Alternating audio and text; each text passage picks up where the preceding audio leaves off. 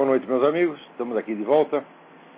Como sempre, começamos invocando a Santíssima Virgem Maria, o Santo Padre Pio de Pietrelcina, para que roguem a Deus que nenhuma injustiça se cometa nesse programa. Queria lembrar vocês que na quarta-feira, dia 24 de setembro, haverá mais uma aula do Seminário de Filosofia na Realizações, em São Paulo, Rua França Pinto, 498, Vila Mariana. Inscrições pelo telefone 5572-5363. Isso é 011, porque é São Paulo. 5572-5363. Também lembrar que estaremos lançando um curso de filosofia pela página seminariodefilosofia.org, muito em breve, e que eu creio que esta semana a apresentação, o projeto geral do curso, já estará à disposição dos visitantes da página. Fiz uma gravação aqui explicando qual é mais ou menos a minha ideia. Então, www.seminariodefilosofia.org. Também aqui o Farol da Democracia Representativa está anunciando o lançamento do livro do nosso colega, tanto do Farol da Democracia quanto do Mídia Sem Máscara, Ipojuca Pontes, um escritor extremamente talentoso, um dos 5 ou 6 pessoas que ainda sabem escrever em português no Brasil. O livro chama-se A Manha do Barão, Confissões de Bom e Mau Humor, que é um estudo sobre um personagem interessantíssimo, que é o Barão de Itararé, o Aparício Torelli, ou Aporelli.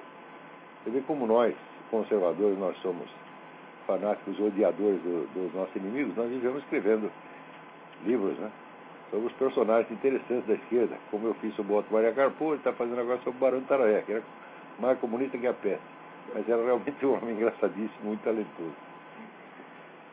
Agora, essa semana aconteceu essa coisa de que o presidente equatoriano está aí querendo acabar com a Odebrecht, a empresa brasileira Odebrecht, acusada de construir uma usina hidrelétrica com danos estruturais. Está lá ameaçando a Odebrecht, né?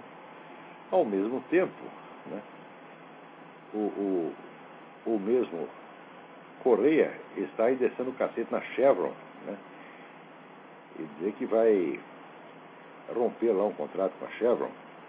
Olha, é muito interessante você ver o que está acontecendo. Esses governos comunistas no mundo, eles inventaram um novo jeito de acabar com o capitalismo. Quer dizer, você não diz que você vai fechar a empresa ou encampá-la, porque isso é um programa socialista de estatizar a economia. Não. Você diz que você não vai estatizar a economia coisa nenhuma, que vai continuar tudo livre mercado, mas você, em vez de uma lista de acusações, né, para fazer a mesmíssima coisa sob outros pretextos, sob pretextos moralísticos, jurídicos, etc.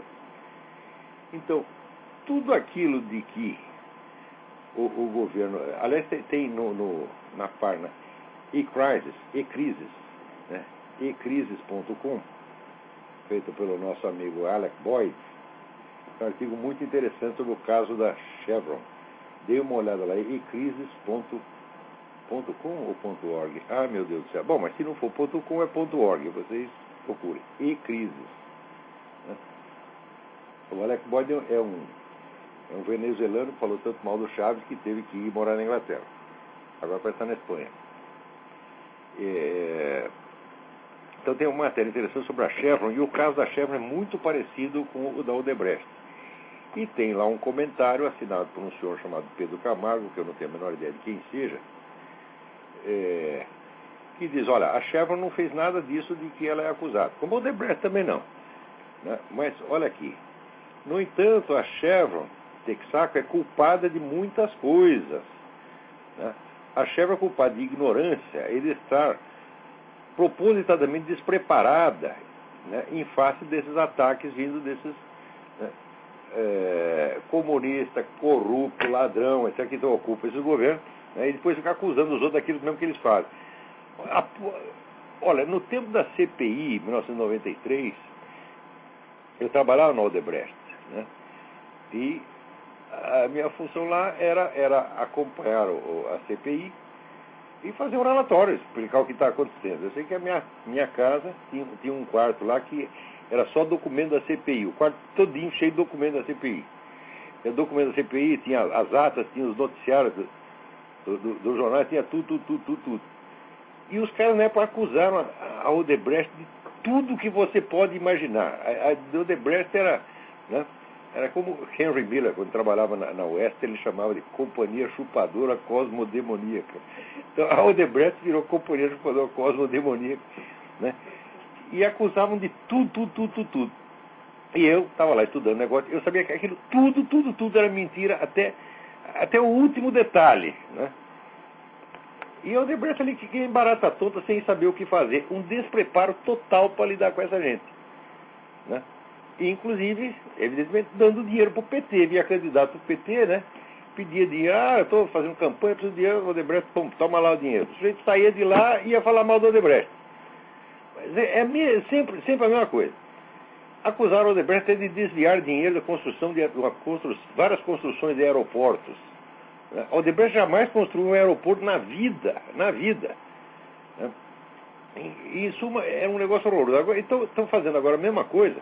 E eu lembro que o Zé Dirceu, na época, ele dizia, não, o negócio das empreiteiras é o Estado dentro do Estado. Olha, quando o comunista acusa você de alguma coisa, é porque ele já está fazendo a mesma 1000 vezes pior. Mas assim, preventivo. Quer dizer, camuflar preventivo é já antecipadamente você acusar o negro do que você já está planejando fazer ou do que você já está fazendo. Né? E agora está lá o senhor Rafael Correa fazendo a mesma coisa com a Chevron e a Odebrecht. E essas duas companhias, aí esse seu Pedro Camargo está com toda a razão, são culpados de ignorância e presunção.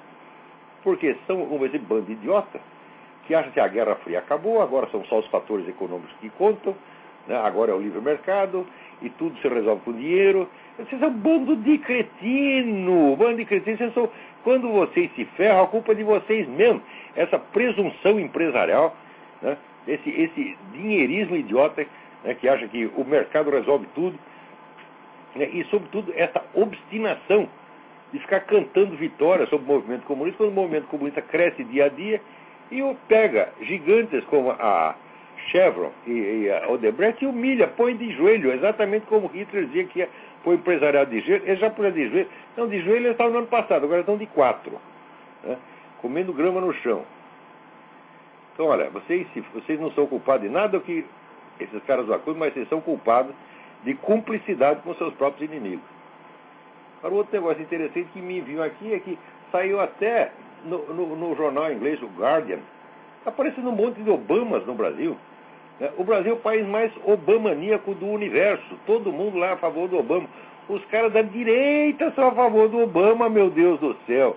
E é um bando de ignorantes. Tem um artigo do Ali Kamel, né, dizendo, olha, estive lá na Convenção Democrática, fiquei muito bem impressionado, porque lá as pessoas rezam o Pai Nosso antes de fazer a convenção. Aqui no Brasil eles não ligam para isso.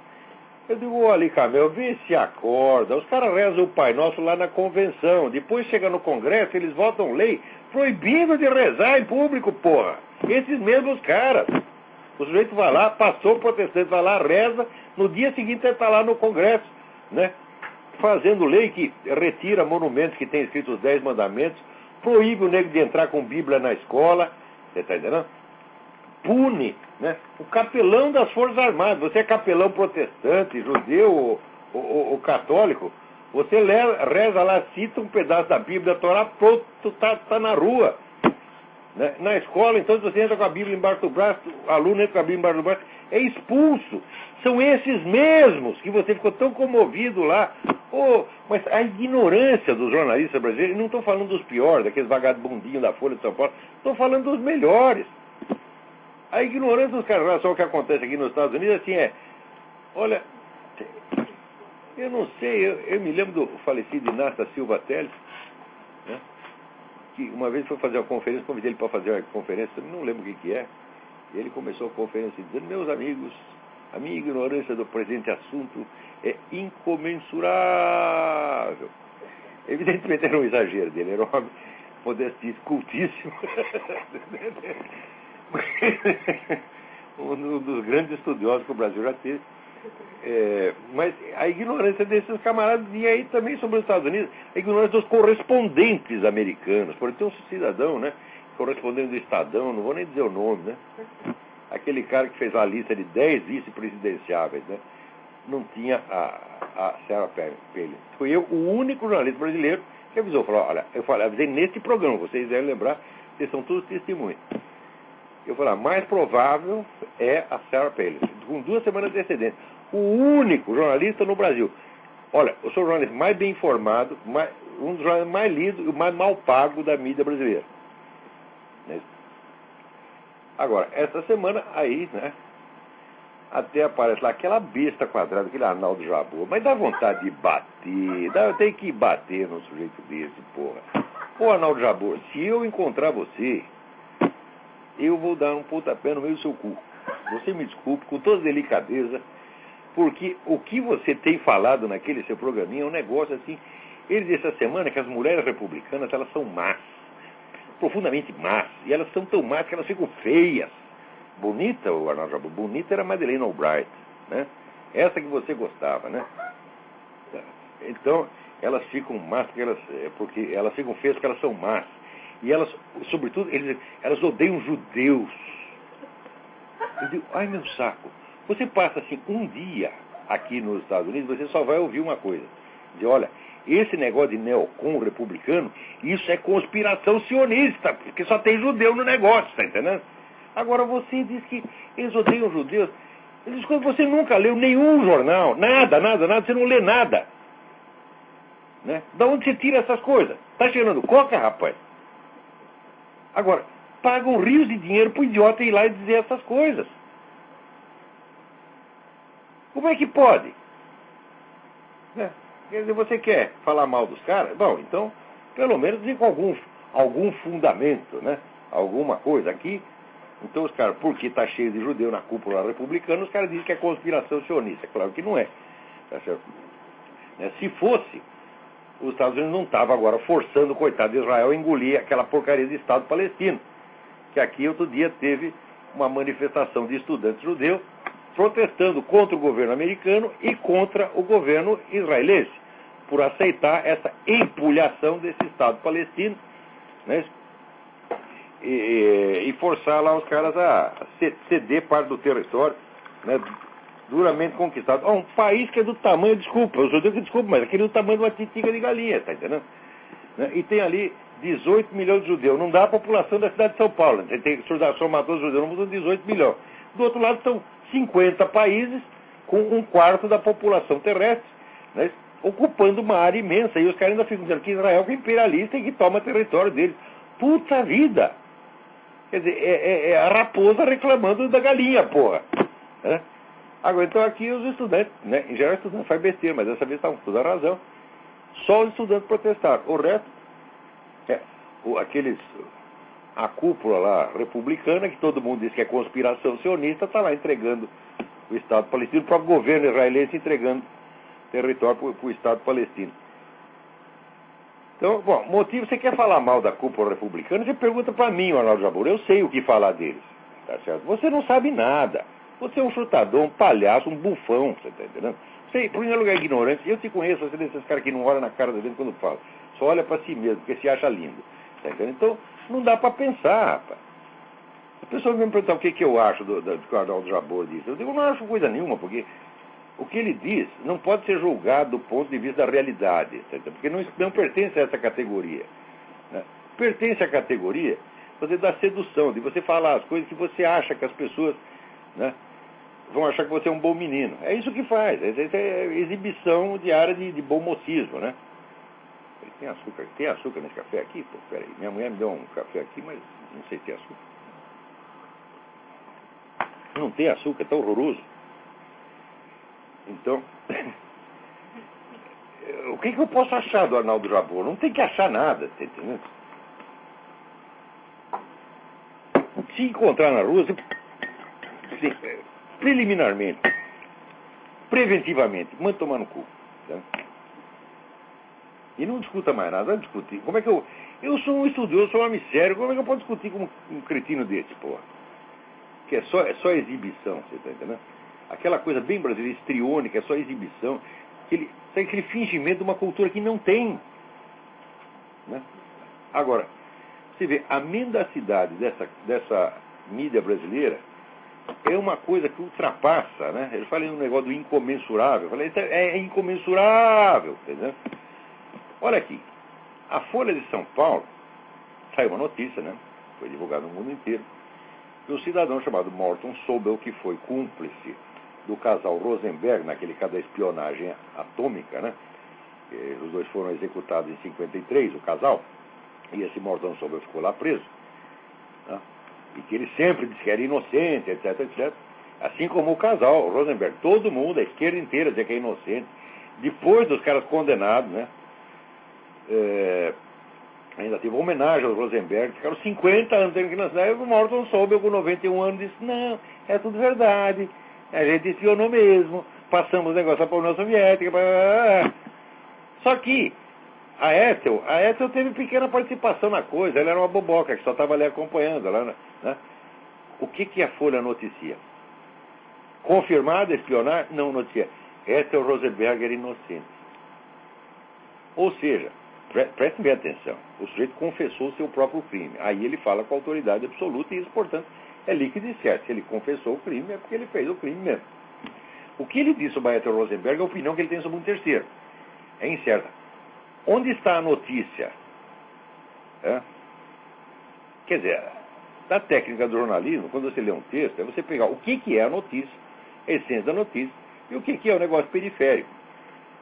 Ele confessar o crime, depois de ter negado durante meio século, ele confessar, desmentindo toda a esquerda mundial, isso é notícia. Agora, a participação maior ou menor da Ethel Rosenberg, no caso, é um detalhe, né?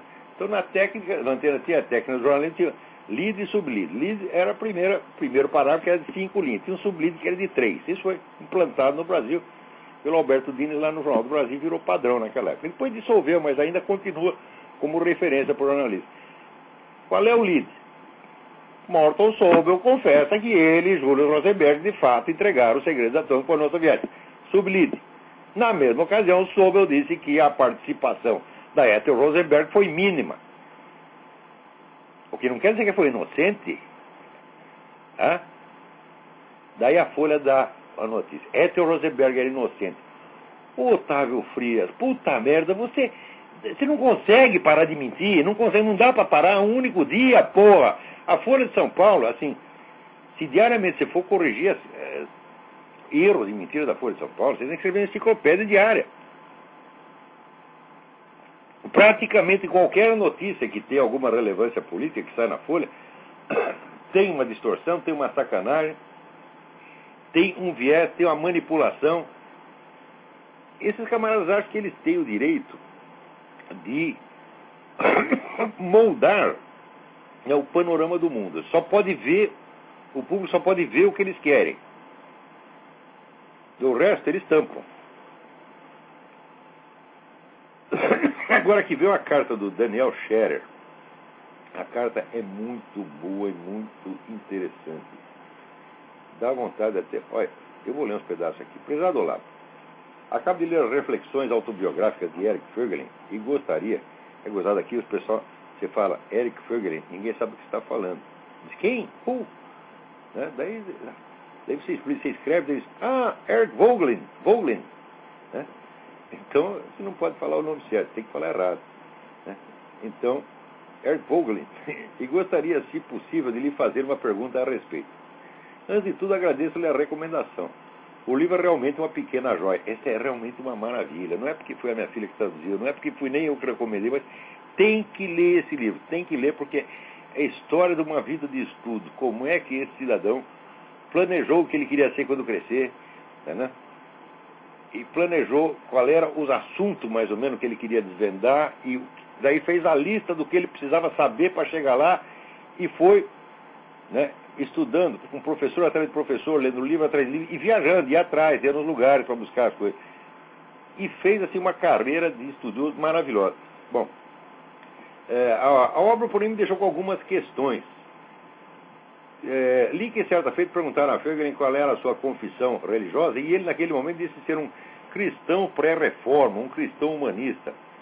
Mas depois, em uma carta, afirmou que estava brincando e não era fácil classificá-lo. Honestamente, não sei em que medida isso tem importância e entendo que a necessidade de rotular alguém é frescura pura e simples.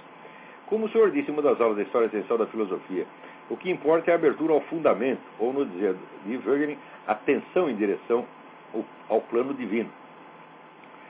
o resto é, se não é relevante, pelo menos secundário. Entendo também que a religião, em última ratio, não é senão um mecanismo de abertura da alma, como o senhor diz na mesma aula. E percebo que talvez haja de fato aquilo que Karl Rahner chamou de cristão anônimo. Ainda assim ficou uma dúvida. Não existiria algum risco em defender-se, de maneira meramente intelectual, para essa abertura ao infinito ser o segmento, digamos, litúrgico de uma dada tradição religiosa?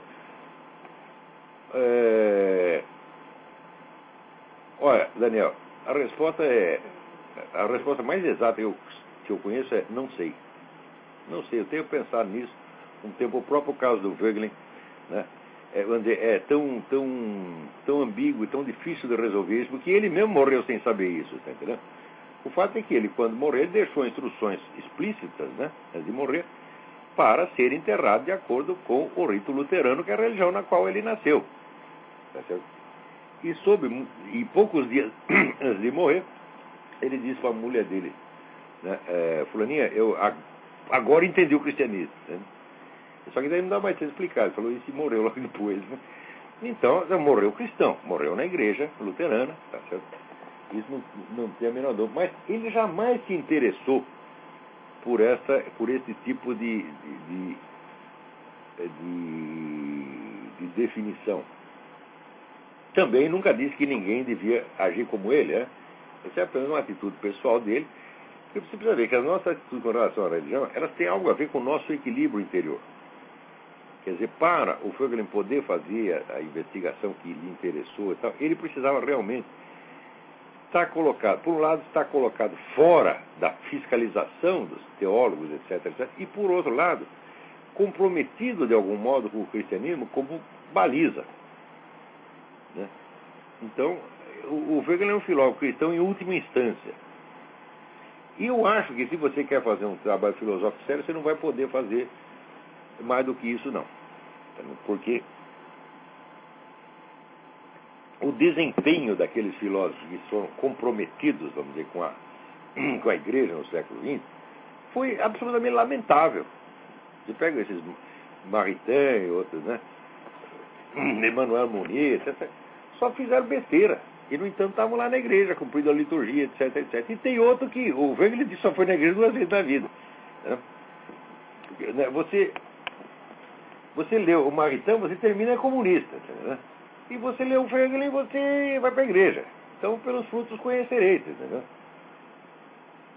E Deus se serve desses camaradas relapsos, né?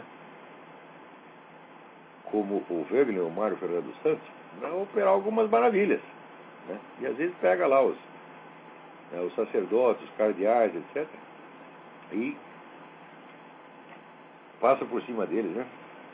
Olha, eu acho que esse não é o problema. Você gosta do Eric Voegelin? Tá bom, Eric Voegelin morreu, você reza pela alma dele.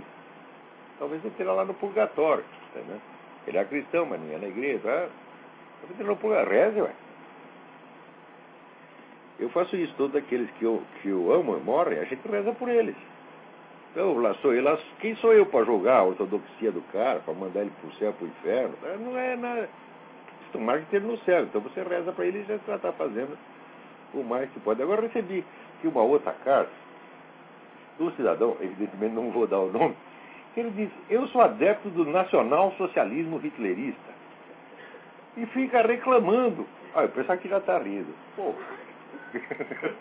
Assim não dá, fica reclamando. Né, dos meus artigos, ele tem um trecho que eu disse assim: Hitler confessava em privado não acreditar nem um pouco na discursiva racista que usava para infundir nos alemães um sentimento de ódio travestido de amor à justiça. Daí pergunta aqui o meu mexivite: isso é uma opinião subjetiva ou embasada em fatos e fontes honestas? Olha, isso aqui está no livro do Hermann Rauschning, que é Conversações com Hitler. É um sujeito que conheceu Hitler muito melhor do que eu e você. Estavam com Hitler quase todo dia. Ele era governador, era mesmo militante do Partido Nazista, chegou a ser governador de uma província, estava subindo na hierarquia nazista, quando percebeu que aquilo era uma merda, e foi embora para a Inglaterra e publicou esse livro. Então tá, eu não tenho aqui de cabeça, não dá para, mas é um trecho bastante conhecido e muito citado do livro do Hermann Rauschning. Né? Daí ele pergunta, né, quem sou eu para ficar falando mal do Hitler? O senhor já leu as obras de Leon Degrelle, Augusto Kubitschek, Relatos dos Empregados? Olha, as obras do Kubitschek não, mas acontece que ela é bastante, depoimento do Kubitschek é bastante citado na biografia do John Toland, né? E a conclusão ali é que o tempo que ele conviveu com o Hitler, viu? O Hitler era um bom sujeito, que se interessava pelos pobres, ajudava as pessoas, falava, mas e daí? Né? Grande merda, entendeu? 100% ruim ninguém pode ser, tem que ser bom em alguma coisa. Né? Então podia ser bom para os pobres, que ele viu lá um dia, tá, mas para os judeus ele não foi muito bom. Né? Então eu pergunto, para quantos Hitler foi bom e para quantos foi mal? Esse é o problema. Né? Além disso, diz ele, Hitler é só um representante legítimo e natural de todo um sistema, o racismo científico. Né? E daí cita aqui o Alfred Rosenberg, né? o Himmler, Gobineau, Chamberlain. Olha, eu não li o livro do Leon Degrelle, mas eu li o Alfred Rosenberg, eu li o Chamberlain, eu li o Gobineau. Gobineau chega a ser uma inteligência notável, e o Chamberlain até certo ponto, mas no fim das contas eram mentes tão confusas, tão confusas. É claro que se você pegasse Gobineau e Chamberlain e dissesse, olha, daqui a pouco vai ver o sujeito aí, vai ler os seus livros, vai ter que tirar a conclusão que ele tem que matar metade da Europa. Os caras iam ficar horrorizados. Você não pode culpá-los pelo que o Hitler fez. Mas isso não quer dizer, né, que aquilo que eles falam tivesse algum fundamento. Eu acho que não tem fundamento. Eu acho que são mentes confusas. Entendeu? O que não quer dizer que fossem pessoas más, né? Chamberlain era um doce de gente, o Gobineau também, era sério, estavam fazendo o que achavam que deviam fazer, mas que depois deu merda, deu, porra. Agora, não é que nem Karl Marx, porque o que aconteceu na Rússia não foi uma distorção do que disse Karl Marx. Karl Marx disse explicitamente que para realizar aquilo precisava liquidar povos inteiros, e devia liquidar povos inteiros. Ele diz isso, os caras fizeram exatamente isso.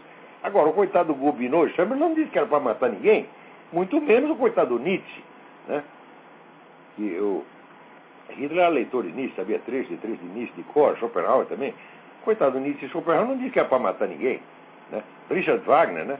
Se você for lá assistir uma obra de Richard Wagner, saiu matando pessoas. Né? Inspirado por Richard Wagner. Ah, o que é isso, porra? Richard Wagner também não matava uma mosca. E muitas dessas ideias alemãs, essa germanofilia e tal, ela faz sentido poético ali em Richard Wagner, mas como doutrina científica, foi pelo amor de Deus, porra. O alemão até o século XIX era tudo analfabeto. Né? Você não tinha nem escritor. O escritor alemão escrevia em latim e francês.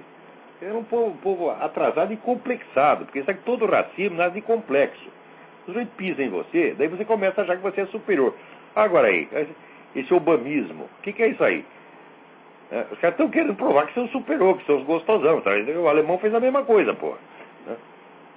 Então, eu recomendo para você, se alguém discriminar você, sabe o que você faz? Você agradeça a ele, porque eu já fui muito discriminado na vida, né? E falar, não é grande pecado me discriminar, eu sou um bosta mesmo, que diferença vai fazer? Né? Não seja muito orgulhoso, não. Você quer... Para que guardar trauma das humilhações sofridas? Raros brasileiros foram mais discriminados e sacaneados do que eu, tá certo? Eu não estou com raiva de ninguém, e não quero vingança, não quero reparações, não quero coisa nenhuma. Né? De vez em quando mando um tomar no cu e pronto, isso aí já me satisfaz. Então, discriminaram você? Manda tomar no cu, esquece, é pensar outra coisa. Agora, o alemão ficou com aquele negócio ressentido, sobretudo depois da Primeira Guerra, que os caras... Né, os vencedores impuseram à Alemanha ali reparações, não sei o que não, simplesmente não dava para pagar. Então, praticamente fomentaram um ressentimento nacionalista. Né? Do mesmo modo que os povos que escravizaram outros, né? Você vai escravizar os caras na África, vai lá dar um monte de chocotado no lombo, você espera que eles vão adorar você. Não é possível, né? Então tá aí, olha, já li esse negócio todo e, sinceramente, racismo científico, olha, não dá. Sobretudo depois do que a gente sabe hoje sobre o negócio de genética, não dá mais para... Não dá nem para você saber direito o que é raça. Todo mundo tem sangue africano, até Adolf Hitler. Muito bem. Agora, aqui alguém me manda também um negócio que saiu no site Defesa.net, né? Um artigo, assinatura André Luiz Volosin. As leis favorecem o crime organizado e terrorismo. E ele dá aqui uma série de links de casos em que a lei de fato está favorecendo, né? Mas não é só a lei, não. Aí você tem todo um esquema político de proteção às Farc, que todo mundo já sabe disso, né? Eu acho que é gozado que não... O país que chega, a quantidade de homicídios que o nosso chegou, não tem nenhum problema. É maior do que o problema da segurança física do brasileiro.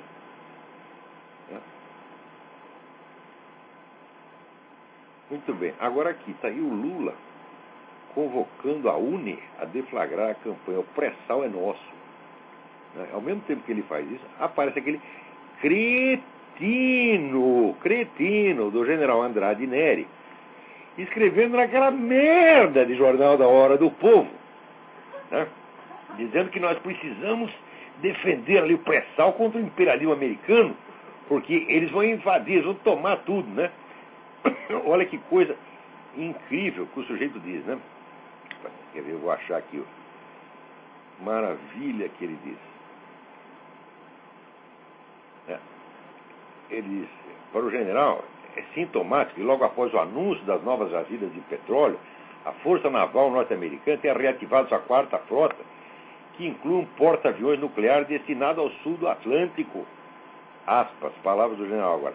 A primeira preocupação é que a potência hegemônica, quer dizer, Estados Unidos, que não dispõe de petróleo, que só tem petróleo para 5 anos, no dia seguinte à confirmação dessa descoberta, declarou que não reconhece a soberania brasileira sobre as 200 milhas náuticas. Imediatamente criou a quarta frota naval. O que porra é essa, general? Primeiro, como é que os Estados Unidos não tem de petróleo? Só o que foi descoberto nos últimos 3 anos, depois que eu cheguei aqui, que eu acompanho isso, e não acompanho nem pela Folha de São Paulo, nem pelo New York Times. Duvido você ler o New York Times, duvido você ler inglês, geral. Você é muito burro, né? Isso deve ir para a Folha de São Paulo, tá entendendo?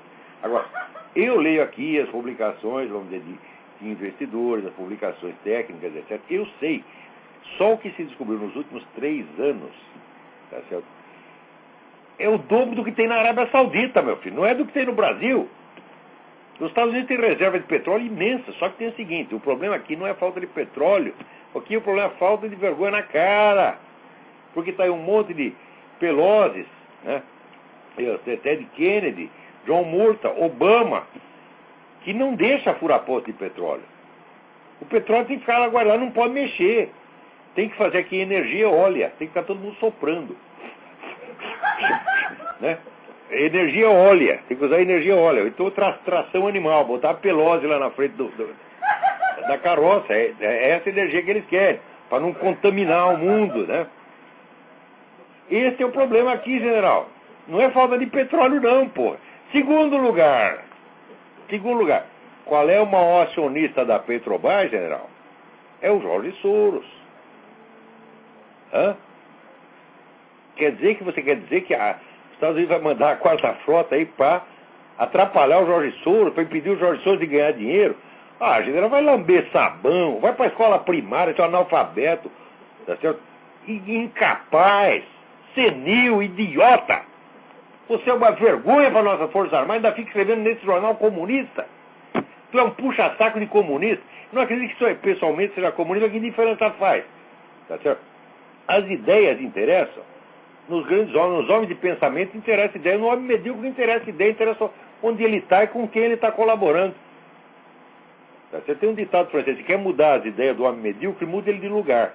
Ele senta no lugar, pô, já mudou de ideia.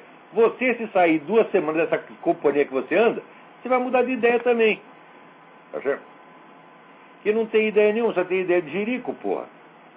Agora, o gozado é que ele diz, olha aqui, por que eles nomearam o comandante dessa frota o contra-almirante Joseph Kernan? Se a frota humanitária, teriam colocado à frente o comandante do navio. Ele foi o instrutor do SEAL, o grupo de elite da Marinha dos Estados Unidos, que são os homens rãs, treinados para a guerra. Botaram esse cara lá perigosíssimo. Tá a fim de ferrar com a Marinha brasileira. Ai, que medo. Bom, Agora, enquanto isso, está aí o general Kernan o almirante Kernan dando entrevista aqui, né, falando o quê? Maravilhas da Marinha Brasileira. Diz, não, eles são todos nossos amigos, eles estão dispostos a colaborar, né? O que diz ele até o seguinte: o que se ouve dos altos oficiais não corresponde exatamente ao que sai na mídia, né? Então está aí o general falando sobre, o almirante falando só bem da Marinha Brasileira, né? E o cara lá achando que contra o almirante Kernan é um sujeito perigoso. Quer dizer, olha, o sujeito foi comandante do Almirã, e daí? Significa que ele vai invadir o Brasil por causa disso? Porra, como é que chega a general uma besta? General, tu não tem capacidade de ser sargento. Eu não contrataria você para ser gerente de posto de gasolina. Você está entendendo? E você não tem capacidade para ser meu aluno. Qualquer aluno meu tem mais cultura, mais preparo do que você. Portanto, não adianta vir querer se inscrever no meu curso. Se você se inscrever no seminário de filosofia, depois de lá para fora, porque você não tem capacidade. Tá certo? Você é uma vergonha ambulante. Agora, tem oficiais, bons oficiais na Força Armada Brasileira, que não gostam que eu fale assim, eles, não, ele é um oficial das nossas Forças Armadas, etc. Mas eu falo assim, nem que fosse cardeal, nem que fosse papa, porra. Você não pode superpor, você não pode privilegiar o corporativismo, a amizade, o espírito de grupo, a verdade mais óbvia. Porque se vier um sujeito aqui que é meu primo, meu tio, meu pai, tá, meu irmão, né, a minha mãe, sai falando uma coisa dessa, eu vou dizer, cala a boca, burro. Agora, vou ter que... Como é que se pode respeitar? Um sujeito, olha, na mesma semana, né, em que está lá o general falando, está aqui o general Kernan, né, dizendo, aqui, comandante da Marinha, desmente a ameaça dos bombardeiros russos, dizendo que não tem nenhum problema os bombardeiros russos estarem na Venezuela, porque eles não estão armados. Diz, primeiro, não tem nenhum problema. Segundo, nós temos a total colaboração da Marinha Brasileira. Mas o que é isso? Então esse generalzinho, né, tá aí, ele quer ser desinformante, ele quer, né, ser agente de influência, criar uma guerra entre Brasil e Estados Unidos. General, até para fazer isso, você cria se apareça, rapaz. Você pode ter capacidade para criar uma intriga num cortiço, num galinheiro. Agora, essas grandes intrigas internacionais, bom, pode ser até que tenha no Brasil, no Senado brasileiro, no governo brasileiro, quem leve a sério o que você diz, né? Mas olha, tu não tem capacidade nem para fazer essa merda que você quer fazer. Só quem leva você a sério é a Hora do Povo, né? Que é dirigido, você sabe o quê? É o Carlos Lopes, né? Aquele sujeito que leu meu artigo, ficou lá com problemas anorretais e imediatamente se apaixonou pela minha pessoa. Passou a me chamar de Olavinho. Olha só. Eu vou chamar ele de Carlinhos? Mas o que é isso, porra? Ô, meu amigo, eu sou um pai de família, eu também. Vê se dá o respeito. Para com isso, porra. Né? Ai. Agora, aqui, um cidadão aqui, peraí, o nome dele é... Denis, aqui, cara, olá, sou leitor do seu artigo do Júlio Severo, considero amigo meu. Estou escrevendo sobre seu artigo, checando biografias sobre alguns pontos divulgados da biografia do Obama. Sou cidadão norte-americano, já pretendo votar em McCain. Blá, blá, blá. Não é que eu duvido da veracidade das informações citadas, mas eu gostaria de passar essa informação adiante para outras pessoas e aprendi muita coisa que vi na internet, só me senti seguro fazer isso quando posso citar fontes confiáveis.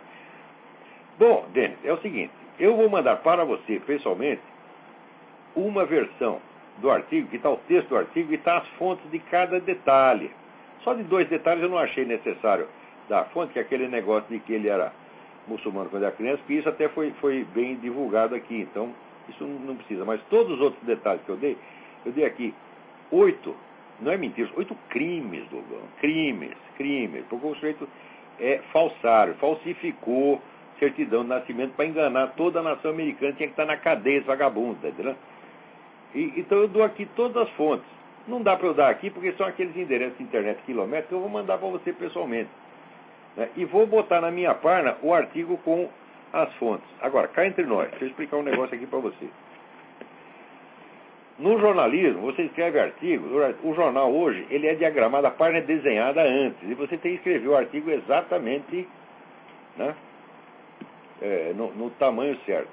O meu artigo no JB tem que ter entre 3.900 e 4.000 sinais, quer dizer, letras e espaços somados. Ó, é letra por letra que é somada, Denis, é a situação. Não pode passar uma palavra, uma letra, um ponto. Tá? Então, dentro desse espacico, né, eu tenho que fazer o quê? Tenho que desmentir a mídia esquerdista inteira e ainda dar as fontes? Mas como é possível isso? Em primeiro lugar, artigos opinativos, eles não têm que dar fonte de coisa nenhuma, porque artigo opinativo é um comentário baseado no que está noticiado nas páginas noticiosas. Então tem que ser as páginas noticiosas que dão as fontes e ter o comentário que comenta. Agora, se as páginas noticiosas não cumprem o seu dever e não dão a notícia certa, é impossível no meu espaço ao mesmo tempo comentar, desmentir, dar a notícia certa e dar todas as fontes. E as pessoas vivem me exigindo isso. Vocês estão me exigindo uma impossibilidade física.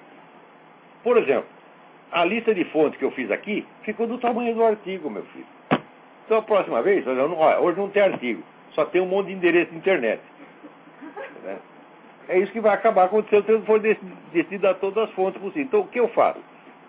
Eu geralmente escrevo aqueles artigos sem citar as fontes, mas acabo citando em algum outro lugar, ou nesse programa, ou em matérias independentes que eu publico no próprio site, ou acaba circulando a fonte de alguma maneira. Né? Então está lá um monte de fontes. Olha, só naquele negócio que eu falei de que aquela cumplicidade lá entre Obama e Louis Farrakhan, aquele pastor que dizia que o judaísmo é a religião do esgoto. Aí está bom pro rapaz ali do racismo científico. Né? O Louis Farrakhan, o judaísmo é a religião do esgoto. Né? O Obama viveu ajudando esse cara. Né? Então eu dou ali, só disso eu dou 5 fontes diferentes. Não é isso? Com relação, quando eu falo processo, que o Obama está sendo processado por falsidade ideológica, por ter forjado uma certidão de nascimento, eu dou aqui a página onde você tem o próprio texto das petições, é o próprio advogado que abriu esse processo, ele fez um site, botou lá todos os documentos oficiais, está tudo lá. Obama está sendo processado e tem até o dia 24 para responder ao processo. E nada disso sai na grande mídia. Daqui a pouco está o Obama na cadeia e todo mundo diz, uai, cadê o Obama? Né? Então, o que é isso, porra? O processo está correndo aqui. Você pensa que a justiça aqui é brincadeira? Né? Pedi mais um cafezinho aqui para minha digníssima. Né? Então, vamos lá. Não tem telefonema hoje, é? Todo mundo amansou? O que foi? Desistiram? As ligações ficaram tão ruins que o pessoal desistiu. Né? Tá aqui aquele negócio que eu digo que os estudos do Obama em Harvard foram financiados por um muçulmano pró-terrorista. Está aqui lá. Isso saiu no Investor Business dele. Excelente jornal de negócio que tem aqui. Saiu lá, está aqui. A fonte está tudo lá, está tudo explicadinho. Vou mandar para você e vou botar no meu site.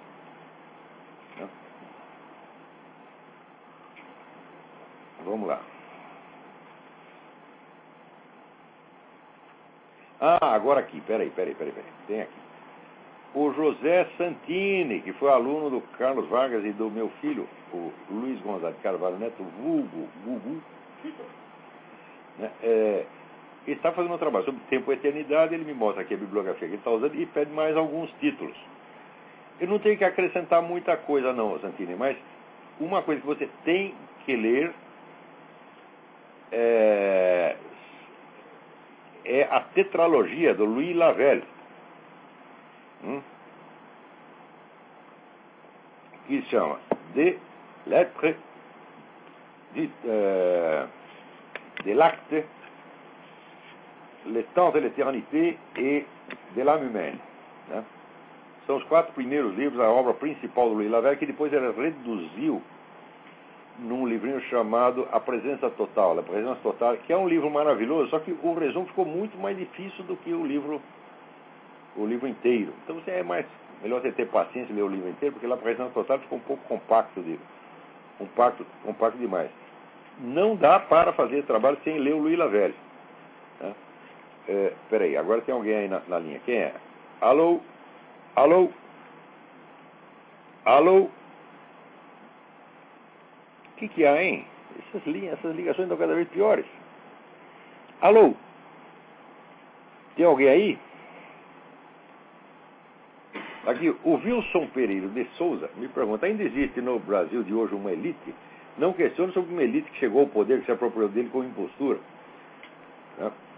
Fala da existência de uma elite na acepção do termo genuíno. De certo, não há mais. Elite intelectual no Brasil não há mais. Elite intelectual nem social, nem coisa nenhuma. Né? No Brasil, o milionário vai em baile funk. O sonho dele na vida dele, é ser favelado. Né? E intelectual, então, bom, intelectual no Brasil é o Gilberto Gil, é o Arnaldo Jabor, meu Deus do céu. Ai, meu saco, o Arnaldo Jabor é intelectual. É o Paulo Coelho e tal. Alô? Alô, tem alguém aí? De Guarapuava. Alô, quem é? Emílio de Guarapuava. Emílio, tudo bem? Tudo bom? Professor, Diga. Provavelmente esse pessoal que está ligando e não está conseguindo falar é porque está usando o Click to Talk da página do Blog Talk Radio. Eu estou ligando do Skype. Tá funcionando bem, né? Eu estou ligando do Skype. Eu acho Faz muito bem. Tá boa a ligação. Uma vez eu liguei aí, fiz uma pergunta para o senhor, eu não sei se eu me expressei mal ou o senhor não entendeu direito, mas eu tenho refletido bastante que eu trabalho com tecnologia e do papel da tecnologia no controle das pessoas. Sim, sim. Porque hoje, por exemplo, coisas como o próprio processamento de informações, de dados de impostos, de um monte de coisa, não seria possível se não tivesse havido progresso da tecnologia, da velocidade dos computadores, dos sistemas de informação, esse tipo de coisa. E, inclusive, acho que o senhor deve estar sabendo, ano que vem os carros vão ser obrigados a sair de fábrica com etiquetas inteligentes no Brasil. Quer dizer que você localiza onde está o seu carro a qualquer momento. Exatamente. E tem coisas como aquela coisa, ninguém reclama contra isso. Nota fiscal paulista, esse tipo de coisa. Então, o que eu imagino é que vai ter que acabar surgindo um mercado de tecnologias antitecnologia.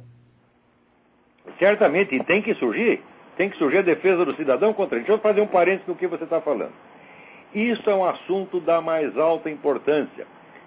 Porque nos meios conservadores, liberais, direitistas, etc., o pessoal está preparado para combater o movimento comunista de 70 anos atrás.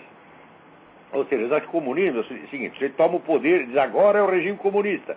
Fica cancelada a propriedade privada. Né? Não, hoje em dia você tem meios, né, jurídicos, tecnológicos, psicológicos, etc., para você colocar tudo sob o controle do Estado sem mexer na democracia aparente. E os caras estão fazendo exatamente isso. E vocês, em vez de estudarem para ver o que está acontecendo e lutarem pela liberdade do cidadão, tá certo? Com meios eficazes, apropriados da situação atual, vocês não veem um comunismo de 70 anos atrás e dizem, acabou o comunismo, não há mais perigo. Quer dizer, mas que gente burra. Continua aí, Emílio. Inclusive, pela tese que Mises tem, né, de que Ludwig von Mises usa para desbancar o socialismo, de que é preciso ter acesso às informações e ao regime de preços para ter acesso às informações, para alocação de recursos, e que o socialismo não permite. Com o avanço da tecnologia, isso passa a ser possível, porque determinadas empresas acabam concentrando informações. É possível o controle total, não só da economia, mas da economia, da educação, da moral privada, de tudo. Os caras têm meios tecnológicos para isso. E o pessoal conservador, em vez de se atualizar e lutar contra isso, eles veem o inimigo extinto, o inimigo 50 anos atrás, e que aqui não existe mais, então não tem mais problema nenhum. Ao contrário, eles até gostam disso. Porque todos esses meios tecnológicos novos, eles ativam a economia de alguma maneira, ativam a indústria, então os caras estão enchendo o bolso de dinheiro. E os capitalistas, conservadores, estão ajudando os socialistas a escravizar o povo. Eu trabalho com tecnologia e basicamente o que eu vejo é que meios de controle que são normalmente comprados por governos e por grandes empresas são coisas que dão dinheiro. Certamente. Não existe nenhum impedimento Socialistas comunistas. E não existe nenhum impedimento moral nas empresas de tecnologia, porque elas são completamente amorais, para não fazer determinado tipo de coisa. Então é isso aí. Por um lado tem esses estatistas, centralizadores, comunistas, fascistas, somos os caras que querem mandar na vida alheia. Né? E contrata lá as firmas para fazer isso, e o capitalista diz, que maravilha, esse é o progresso do livre mercado, etc.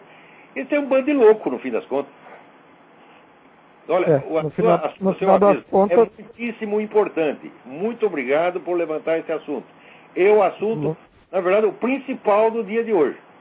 Os meios tecnológicos... No final das contas, estamos cavando a nossa própria sepultura. Exatamente. Com o avanço da tecnologia. Exatamente. Eu vou desligar. Muito obrigado, professor. Deus abençoe. Obrigado a você. Tem mais alguém na linha. Quem é? Alô? Alô? Alô? Alô? Não deu certo. Alô? Tem mais um aí. Alô, Olavo? Sim, quem é? É o Alex da Flórida. Alex, tudo bem? Tudo bem, e você? Eu queria falar a respeito da... Cuba recusou a ajuda, a ajuda internacional, porque reclamando, né, que quer manter a soberania, quer dizer, eles querem manter a ditadura, né? Porque não querem que ninguém entre lá para poder mostrar... Eles querem se fuder soberanamente, é isso aí, pô. Vê o furacão, destrói lá a metade, não queremos ajuda, nós somos soberanos, etc. Que é isso, porra? Isso é um negócio criminoso. E o outro negócio que eu queria falar... Se ajuda, ele diz, esses malditos imperialistas não nos ajudam. Se vem ajuda, não, eles querem ajuda para interferir na nossa... É que nem o negócio do embargo, porque antes da Revolução, o grande problema de Cuba era o comércio com os Estados Unidos. Eles só nos roubam, etc, etc. Daí acabou o comércio com os Estados Unidos. Eles estão nos estrangulando, não comerciam com a gente. Quer dizer, a porra do imperialismo atrapalha pela sua presença ou pela sua ausência, afinal de contas. É verdade. E você viu aí os navios russos que embarcou na Venezuela aí, fazendo... O Chaves vai fazer um treinamento naval aí na Ilha do Caribe? Pois é. Isso aí já estão, tiçando o leão com a vara curta. Mas olha, os americanos não vão fazer nada com isso não, eles parece que não estão preocupados, que não, esses caras esses navios não têm armas. Eles estão querendo chamar a atenção. O negócio é a guerra psicológica, tá entendendo?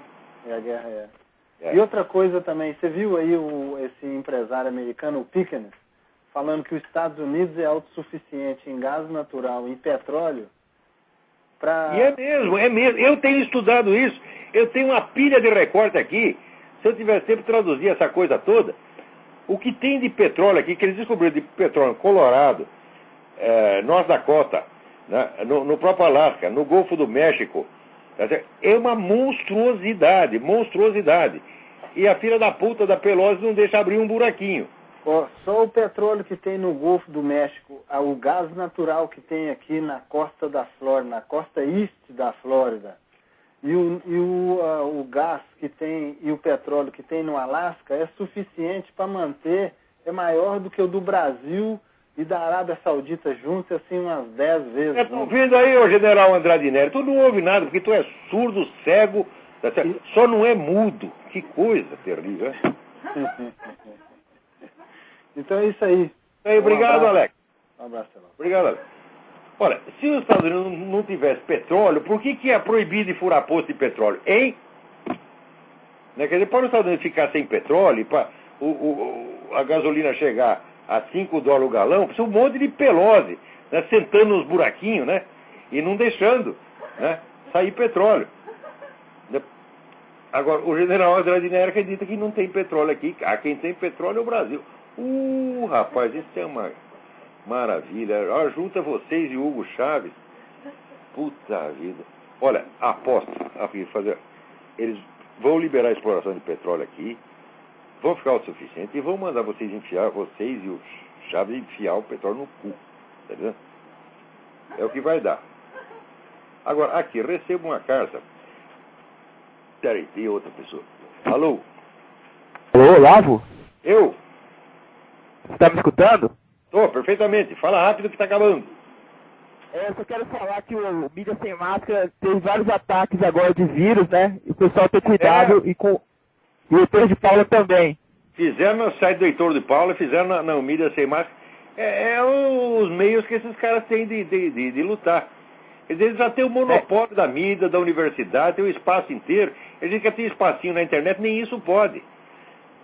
Agora, é só isso, não é acertar e denunciar, tem que perseguir esses caras, tem que denunciar na justiça, tem que investigar e meter um processo, botar esse filho das putas na cadeia enquanto ainda pode. Porque daqui a pouco, se você reclama disso, você é que vai pra cana.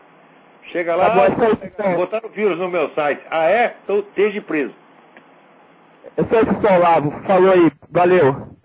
Agora, só para encerrar aqui, tem uma carta do Rafael Matos Paixão, né, reclamando aqui do negócio do Dr. Túlio Simontini. Ele disse que eu não podia ter noticiado ele, que eu tinha que ler os trabalhos originais, né, e que não posso julgar a coisa por um simples congresso médico. Falou, olha, item 1, eu não sou médico, eu sou jornalista, estou cumprindo a minha obrigação de informar, tá certo? Não tenho obrigação nenhuma de ler o trabalho original, tenho obrigação de repassar a notícia, tal como eu a vi. Porque eu assisti o vídeo do Congresso. Agora, ao mesmo tempo, Rafael, a sua casa é muito simpática, né, e você tem razão de exigir informação melhor. Mas quem é o médico aqui? É você, então é você que tem que ler o trabalho original e ver o negócio direito. Agora, por outro lado, você aqui também, né, reclama contra o que eu falei das doenças iatrogênicas, tá certo? Mas aí é você que cai na sua própria crítica, porque, veja, essa informação que eu dei, não foi eu que inventei. Eu tirei do livro Doenças Iatrogênicas do Dr. Carlos da Silva Lacaze, que durante 30 anos foi catedrático de doenças tropicais da Universidade de São Paulo e secretário da Saúde do Estado, tá certo? Então, antes de discutir comigo, é você que tem que ir lá na obra original, que, aliás, foi publicada aí no país onde você está, porque eu estou à distância. Eu li esse livro há 20 anos atrás, né? Mas você pode procurá-lo aí e ler, e daí você discute, não comigo, mas com o Dr. Lacaze. Vocês se entendam, vocês dois são médicos, vai lá abrir um com o outro. Do meu modo, você leia o trabalho original do Dr. Túlio Simontini e refute a ele, não a mim. Eu sou apenas o carteiro, porra. Eu não posso assegurar que o tratamento do Dr. Simontini funcione. Tá certo? Eu espero que funcione. E, aparentemente, o que ele disse ali faz sentido. Outra coisa, você diz aqui, havia como é que se diz? Você relatou um caso de um paciente com câncer que se cojou com o tratamento. Não, ali havia vários pacientes curados e não foi depoimento. Eles deram depoimento, mas ali tinha junto as radiografias e exames de laboratório. Eu vi as radiografias ali. Eu vi quando tinha o tumor e depois tinha o tumor. Coisa bastante.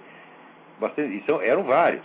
Quer dizer, não é uma coisa de afirmação. Porque pegar um sujeito lá para dizer, fui curado e tal. Bom, muita gente pode, como você mesmo diz, muita gente pode ser, né, pode dizer que foi curado. Não é isso? Agora, o negócio de doenças iatrogênicas, meu filho, é realmente sério. Porque aqui nos Estados Unidos, só de infecção hospitalar, morre 200 mil por ano. Isso é metade do que eles dizem que morre de cigarro. Né? Morre 400 mil fumantes por ano. Note bem, por doenças associadas ao cigarro. Agora, os caras que morrem de infecção hospitalar, não morrem de doenças associadas à infecção hospitalar. Morrem de infecção hospitalar. Quer dizer, um caso é uma associação causal hipotética. E o outro não. É a causa ali materialmente presente. E isso é metade. Então, agora, você imagina, se você somar as estatísticas totais de iatrogenia, vai ser uma grandeza. Eu fui editor de revistas médicas. Outra coisa, se você supõe que pode haver interesses ali comerciais. Ora, no Brasil, nunca se publica um artigo médico em nenhuma revista que não esteja associado ao anúncio que sai na mesma edição. Isso eu sei porque eu fui editor de revista médica, é assim. Hoje em dia, vamos dizer, até a Lancet, que era a revista mais famosa, mais idônea, já está vendida também. Então, quer dizer que o consenso da classe científica já não vale mais nada hoje. Nós temos que usar as nossas próprias luzes. Então, Rafael, você faça exatamente o que você recomenda. Você vai aos textos originais, né, do Dr. Túlio Simontini, e ao texto original do Dr. Carlos da Silva Lacaille, examine-os e escreva. Se você quiser escrever uma crítica devastadora, com base no texto, escreva e mande para mim, que eu ponho lá no Mídia Sem Máscara, no meu site, não tem nenhum problema não, faça isso. Agora, a minha obrigação, que é de noticiar isso, foi dada aqui. Eu cumpri a minha obrigação. Então, cumpra também a sua e também você. Agradeço desde já pela sua colaboração. Então, com isso, acabou o nosso horário. Até a semana que vem. Muito obrigado.